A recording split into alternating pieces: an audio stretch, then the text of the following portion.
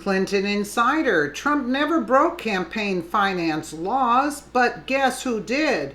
By that conservative girl Politics US News for MadWorldNews.com.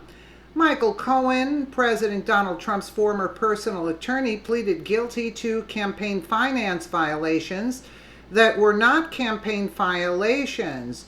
With the media frothing at the mouth over the scandal, Cohen's guilty plea has inspired a Clinton insider to turn on his former boss in order to speak up on Trump's behalf.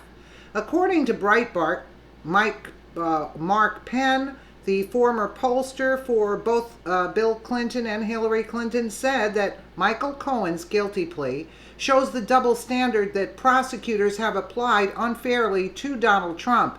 Penn argues that while what Trump is alleged to have done, paying Stormy Daniels for a non-disclosure agreement she had sought for 5 years prior to the election, was legal, Hillary Clinton failed to report campaign expenditures that led to the Steele dossier. Unreal. If anyone broke campaign finance law, Penn argues, it was Clinton, not Trump. But prosecutors want Trump out of office. Why was, and also Obama, how about that? The highest in history, the amount for campaign expenditures, the fraud. Obama for $375K. Come on. Why was Michael Cohen investigated? Because the Steele dossier had him making secret trips to meet with Russians that never happened. So his business dealings got a thorough scrubbing. And in the process, he fell into the special counsel's Manafort bin, the bin reserved for squeezing until the juice comes out, Penn wrote in a Wednesday op-ed for The Hill. And now we are back to 1998 all over again, with presidents and presidential candidates covering up their alleged marital misdeeds and prosecutors trying to turn legal acts into illegal ones by inventing new crimes. The plot to get President Trump out of office thickens, as Cohen obviously was his own mini crime syndicate and decided that his betrayal of Trump meant he would be better served during turning on his old boss to cut the best deal with prosecutors he could, rather than holding out and getting the full Manafort treatment, added Penn. That was clear the minute he hired attorney Lanny Davis, who doesn't try cases and did pass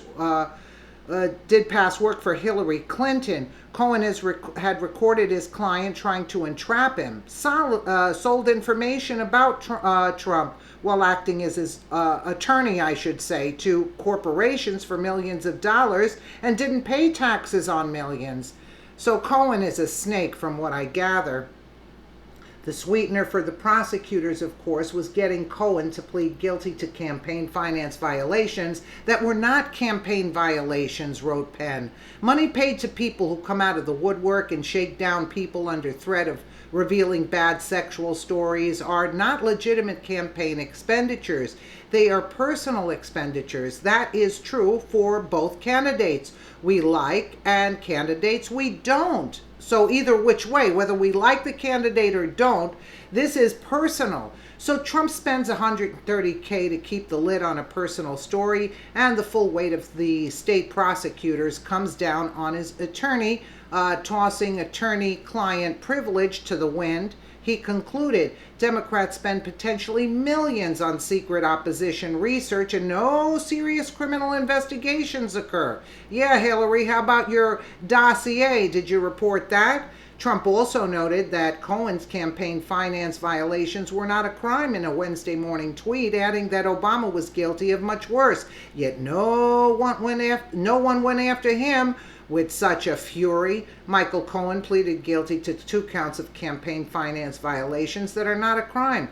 Trump tweeted Obama had a big campaign finance violation and it was easily settled. You see? Yeah. Michael Cohen pled guilty to 2 counts of campaign finance violation that are not a crime. President Obama had a big campaign violation and it was easily settled. You see the difference?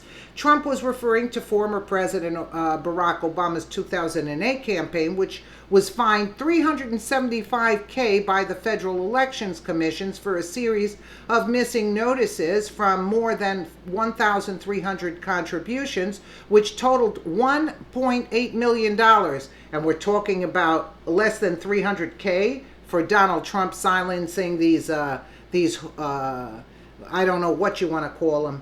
That is actual campaign finance violation, yet Obama received little more than a slap on the wrist, and the press swept it under the rug. Indeed, it seems woefully clear that this Cohen witch hunt is just that, a witch hunt.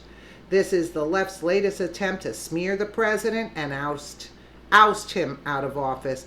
But it won't work. As we have seen in the past, these shameless efforts to undermine the Trump presidency accomplish little more than emboldening his base. Absolutely, we're standing by him.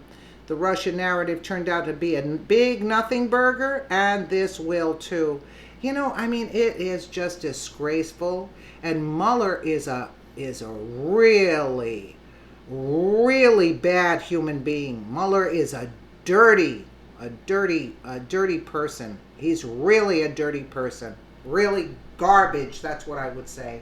You know, he knows what the deal is. He's got nothing all this time, over $20 million in $20 million in this hoax witch investigation, and you're talking about less than 300K for personal finances? I mean, really?